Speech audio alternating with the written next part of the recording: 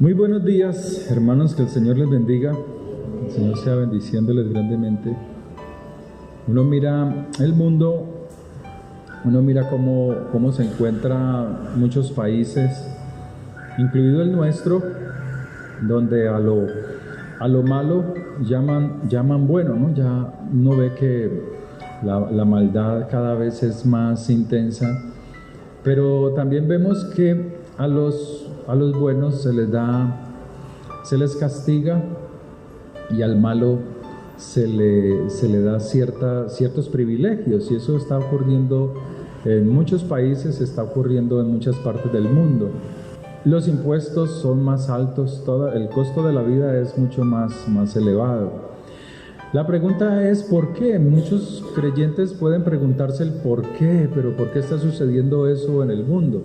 Alguien me comentaba que en Nueva York, una persona que está en Nueva York me decía que eso allá estaba pues muy dañado, la juventud estaba muy dañada, el mundo está muy dañado, las cosas que no se veían antes, las perversiones están ya no escondidas, sino están a la luz de las personas.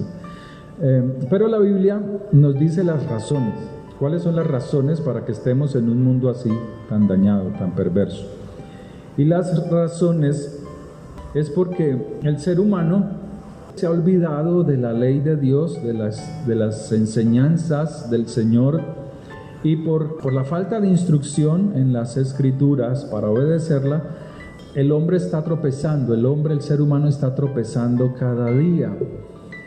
Precisamente la opresión que hay en el mundo son por las relaciones ilícitas, las relaciones sexuales ilícitas, las cuales producen demonios.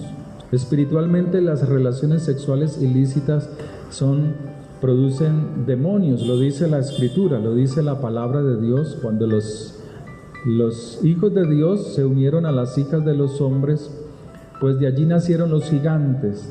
Y estos espíritus que tenían los gigantes, ese espíritu que les producía la vida, al morir aquellos gigantes, pues esos espíritus no podían subir porque no eran de arriba, porque no eran tampoco de acá abajo, ni de allá ni de acá.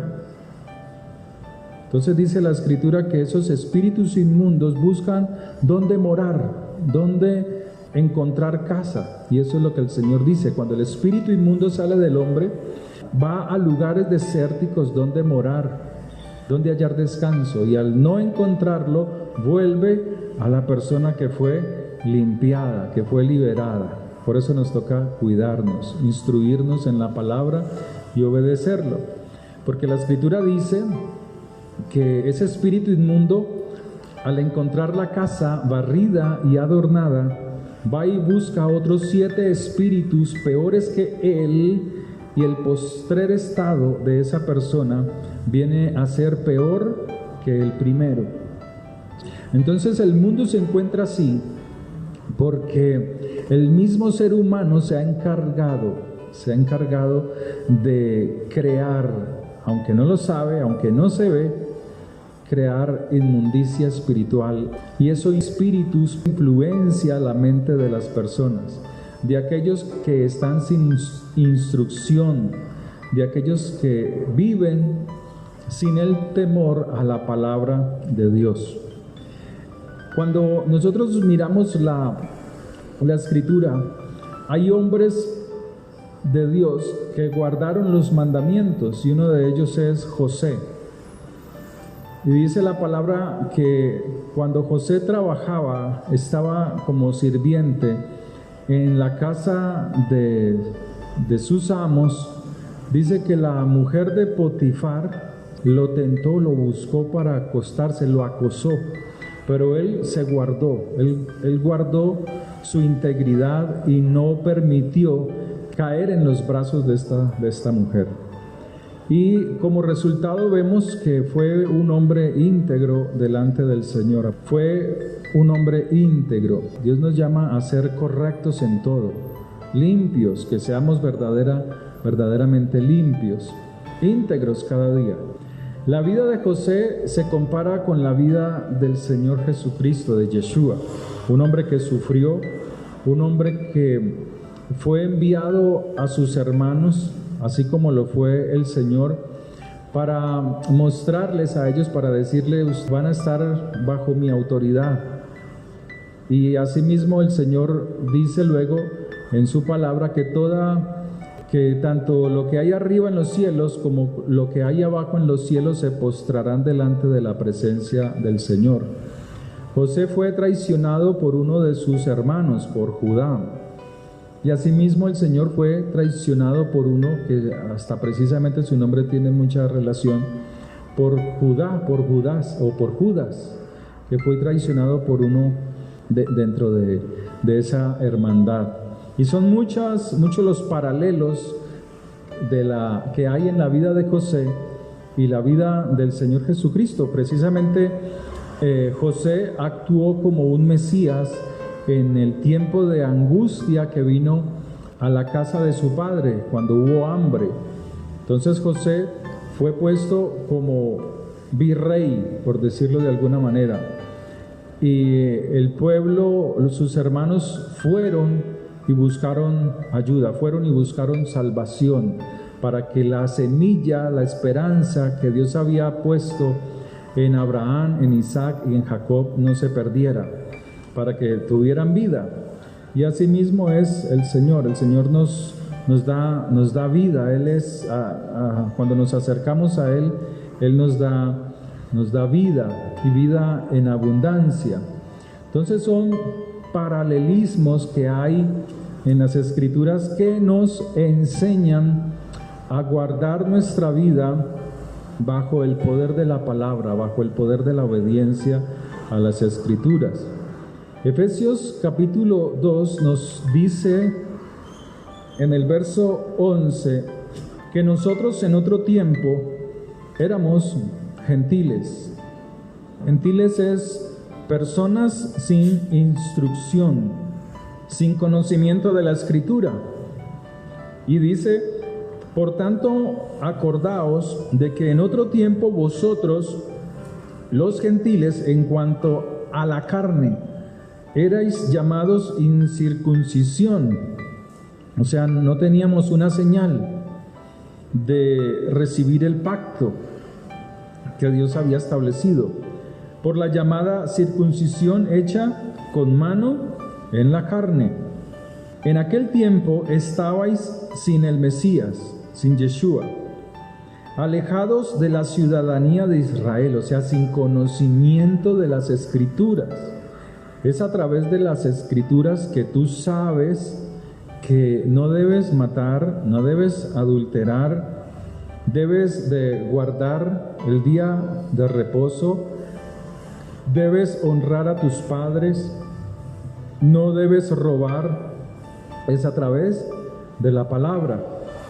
Y la palabra Dios se la dio a Israel, no a los gentiles. Se la dio a Israel.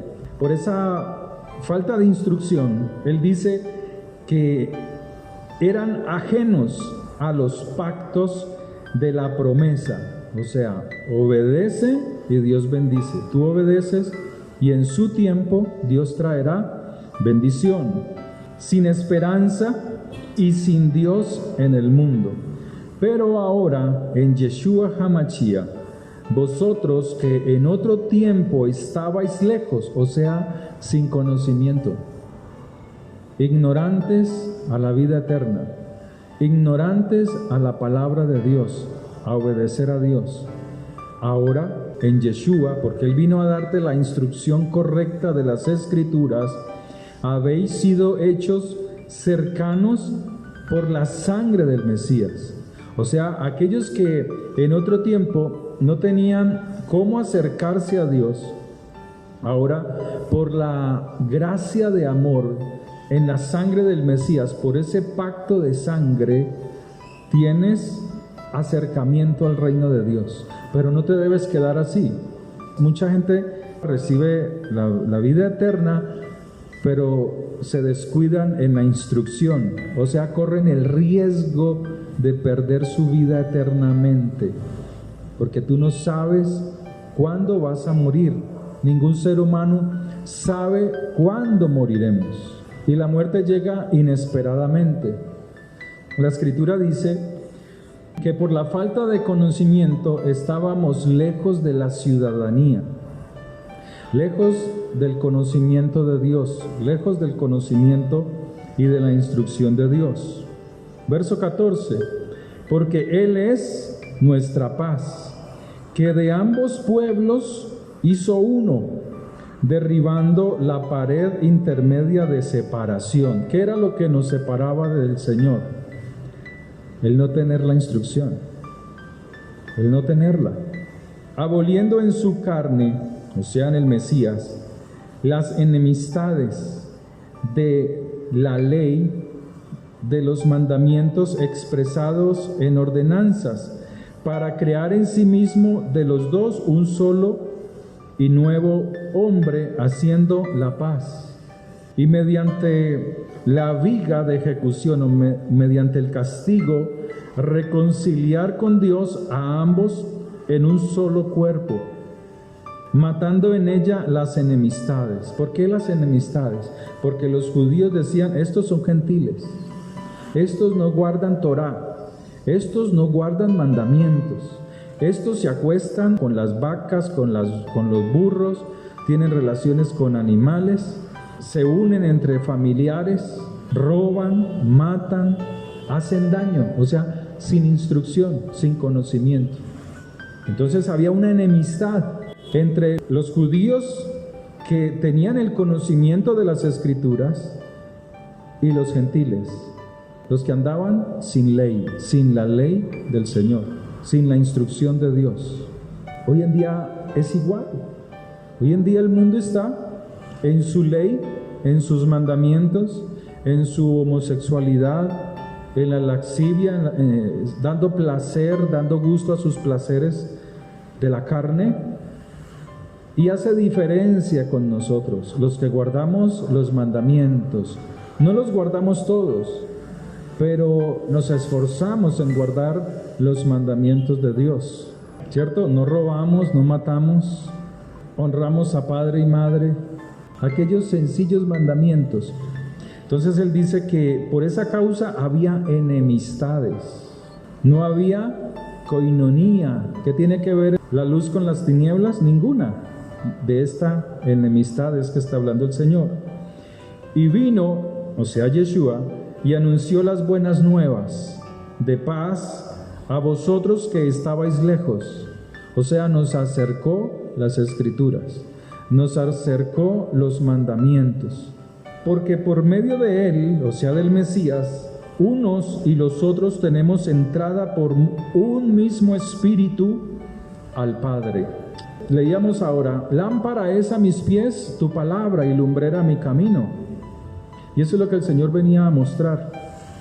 A un mundo en tinieblas, a un pueblo que estaba en oscuridad, vino a darnos luz, y luz resplandeció. Y salimos de las tinieblas a la luz. Pero nosotros éramos como olivo silvestre. Nosotros no pertenecíamos al reino, no pertenecíamos a Israel. No conocíamos sus mandamientos. No entendíamos que el Señor Yeshua no solamente vino a darnos vida en abundancia, sino a traer sobre nosotros toda bendición espiritual y material. No entendíamos que en Él, aferrándonos a Él, a su palabra, siendo gentiles, siendo olivo silvestre, pero aferrándonos a esa raíz, veníamos a ser más que vencedores. En Romanos capítulo 11, Romanos 11 nos dice, pues si algunas de las ramas fueron desgajadas, y tú, siendo olivo silvestre, has sido injertado en lugar de ellas, y has sido hecho partícipe de la raíz y de la rica savia del olivo. O sea que éramos como olivo silvestre, esa es la metáfora. Hay personas que tienen dentro de sus casas unas bonitas rosas. Pero cuando va afuera de su casa, encuentra en el campo rosas, pero ellas están rodeadas de espinos, de basura, de polvo, secas por la falta de agua. Pero aquella persona dice: oh, mira, una rosa que está en medio de espinos, está abandonada. Él toma esa rosa, la saca de ese lugar y la lleva a su casa, la lava, la limpia, le hace su mantenimiento y la junta con las otras rosas que están allí. Y le habla y la cuida y le echa agua, le echa abono y se pone muy linda esa rosa. Hasta el punto que ya no hay diferencia entre las que están en casa de la que trajo del campo. ¿Sí está entendiendo la metáfora? Eso es lo que el Señor está diciendo, que nosotros éramos olivos silvestres, estábamos abandonados, estábamos en el campo, llenos de polvo, rodeados de espinos, rodeados de toda suciedad, sin instrucción, secos, pero Él nos arrancó de allá y nos trajo, nos injertó, nos colocó allí, y ya habiendo cumplido Él, hecho el trabajo, pues ya no hay diferencia entre una rosa de la que Él tenía en casa, de la que trajo del campo, la rosa silvestre. Están igual de hermosas. Así fue nuestra vida. Entonces, aquí Romanos nos dice: pues si algunas de las ramas fueron desgajadas y tú, siendo olivo silvestre, has sido injertado en lugar de ellas y has sido hecho partícipe de la raíz y de la rica savia, o sea, de la instrucción, de la enseñanza, de la sabiduría, del consuelo que Dios te da, que Dios nos da. Porque cuando éramos olivos silvestres, éramos sin cuidado, éramos salvajes, incultos, rústicos, sucios. Y eso es lo que hace Dios, y eso es lo que ha hecho Dios con nuestra vida. Traernos de lo silvestre, de lo rústico, de lo ordinario, para darnos instrucción, para darnos educación, para darnos enseñanza, para darnos formación. Pero la formación cuesta.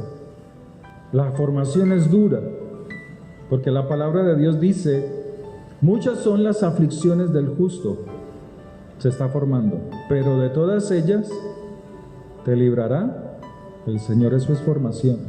Está formando tu corazón para que confíes en Él, para que estés fortalecido. Pero salido de esa formación, Dios espera que des frutos.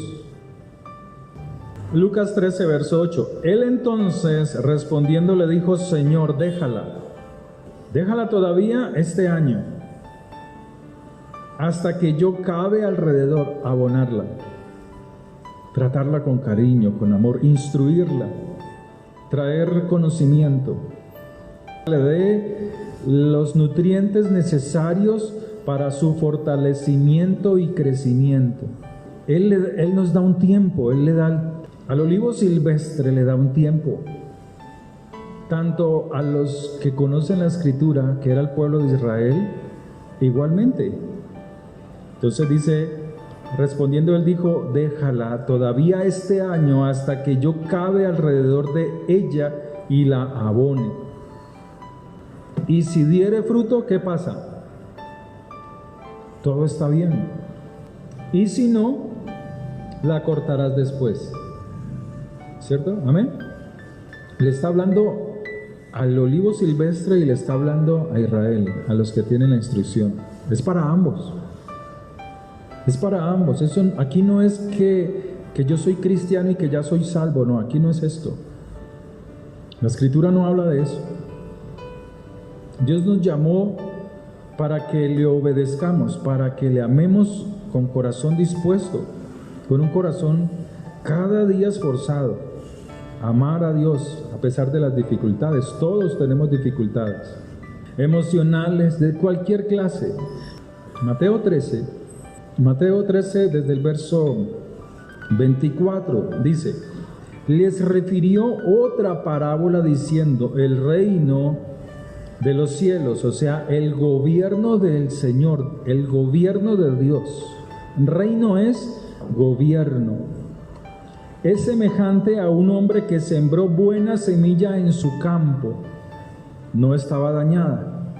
Su ADN estaba perfecto. Pero mientras dormían los hombres, vino su enemigo y sembró cizaña entre el trigo y se fue. O sea, para que se dañara la semilla, para que se dañara el ADN. Puso cerca, sembró cizaña entre el trigo y se fue. Y cuando salió la hierba y dio fruto, entonces apareció también la cizaña. Vinieron entonces los siervos del padre de familia y le dijeron: Señor, ¿no sembraste buena semilla en tu campo? ¿De dónde pues tiene cizaña? Él les dijo: un enemigo ha hecho esto. ¿Qué es lo que está diciendo la Escritura? Tú puedes, aún en tu hogar, sembrar buena palabra, buena instrucción, pero de fuera puede venir alguien y dañar la instrucción que tú das en el hogar, a tus hijos, a tu esposo, a tu esposa. Puede dañar la enseñanza. También nos manda a cuidarnos a nosotros mismos, que podemos conocer la Escritura, podemos tener la buena semilla que es la palabra de Dios, pero tú puedes ser influenciado en tu mente, y la semilla que tienes, que es la palabra de Dios, se puede contaminar, se puede dañar, y por causa de eso comienzas a tropezar con la palabra, comienzas a tropezar, a desanimarte, a no querer nada con Dios, a no querer nada con Él. Empiezas a ponerle obstáculo, pereza, desánimo, apatía, adormecimiento a tu relación con Dios. ¿Por qué? Porque permitiste que un enemigo viniera y con sus palabras afectara tu mente, tus pensamientos. Entonces él dice, le preguntan: ¿de dónde pues tiene cizaña esta semilla? ¿Cómo se dañó si eso no fue lo que nosotros sembramos? ¿Acaso no les sucede a ustedes así en el hogar? Cuando sus hijos tienen un comportamiento incorrecto, ustedes le dicen: pero venga, es que yo a usted no le enseñé eso. ¿De dónde salió eso?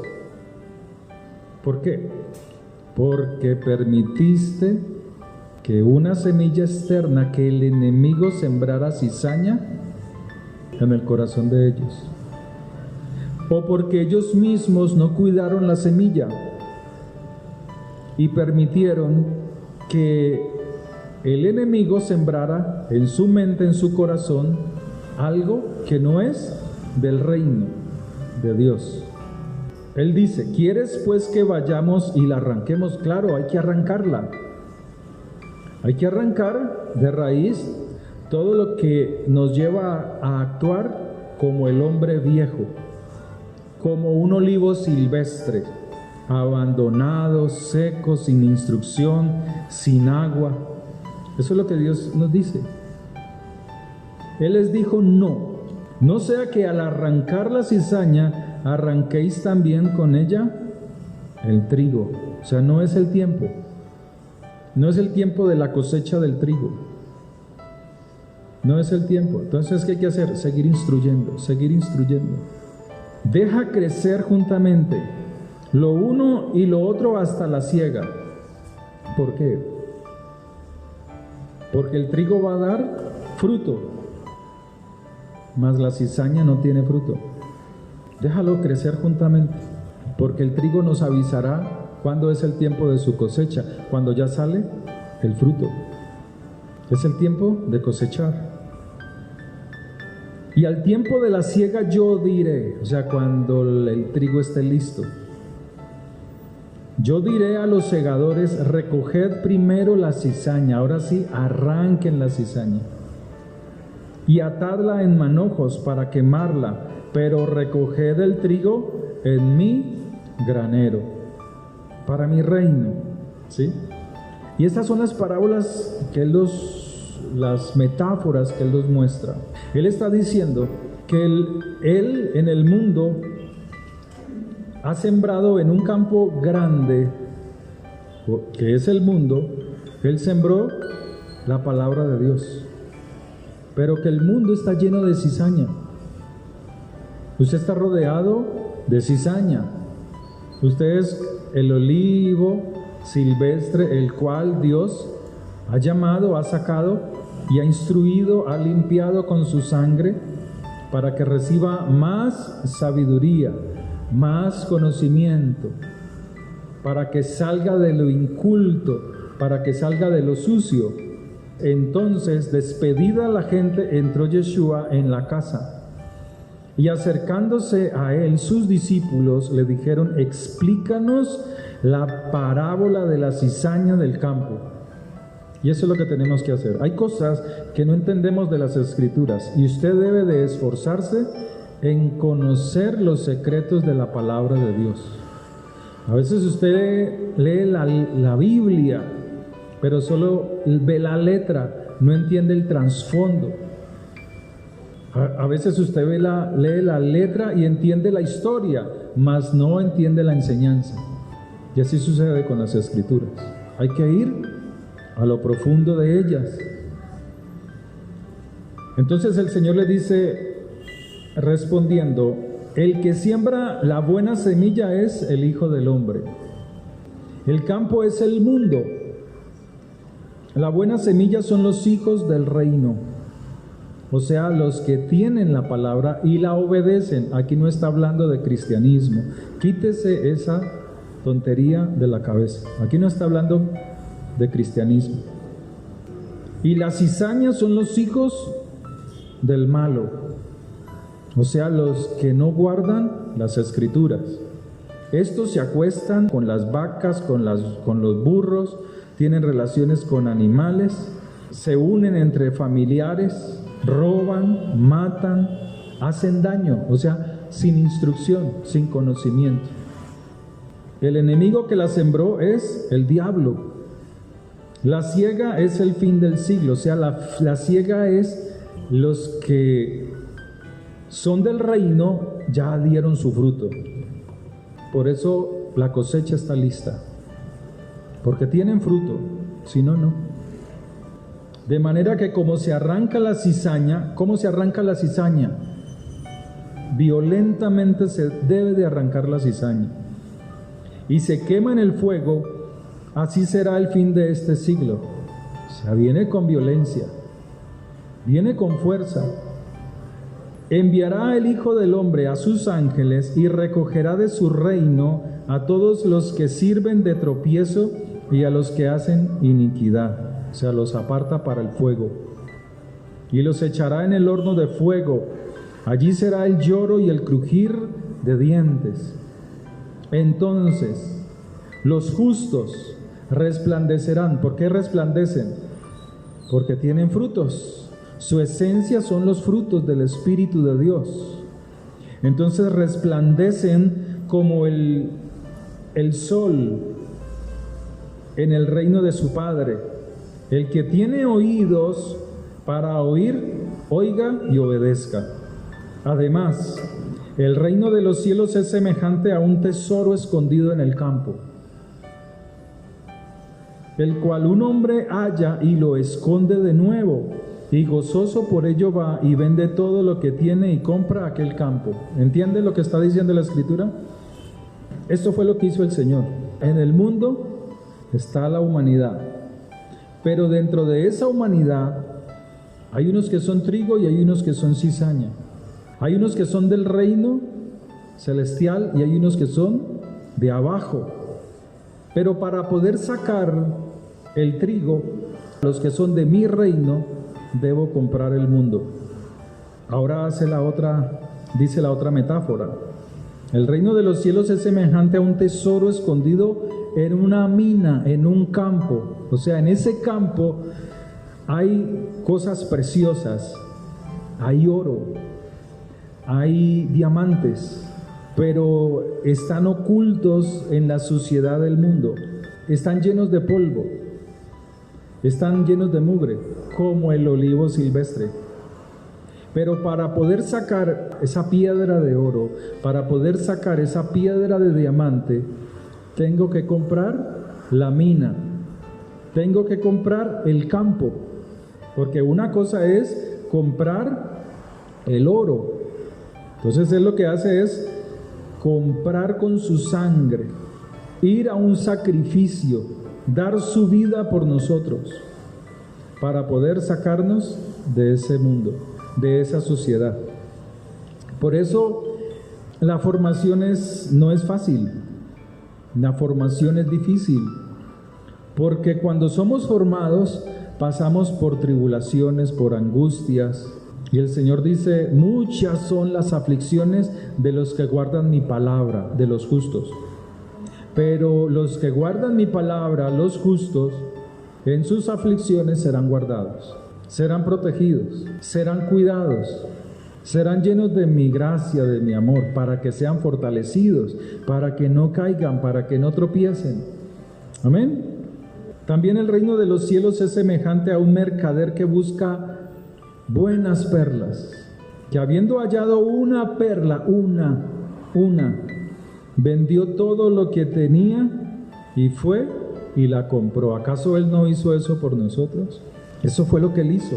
Estábamos en el mundo, nos saca del mundo porque éramos como gentiles, sin instrucción, sin conocimiento, pero Él dio su vida, ofreció su vida por nosotros, fue el siervo sufriente por nosotros,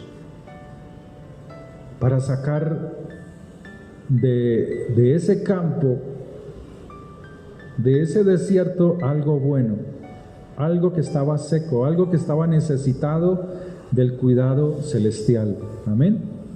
Y eso es lo que Dios quiere que nosotros entendamos, que a pesar de nuestras aflicciones, a pesar de lo que podamos estar pasando, no podemos dudar del Señor. Debemos aferrarnos a Él, porque Él pagó el precio del desprecio por nosotros. Fue rechazado, como lo vimos la semana pasada. Él hablaba y los escribas y los sacerdotes lo rechazaban. Fue golpeado, fue vituperado, fue humillado por causa nuestra.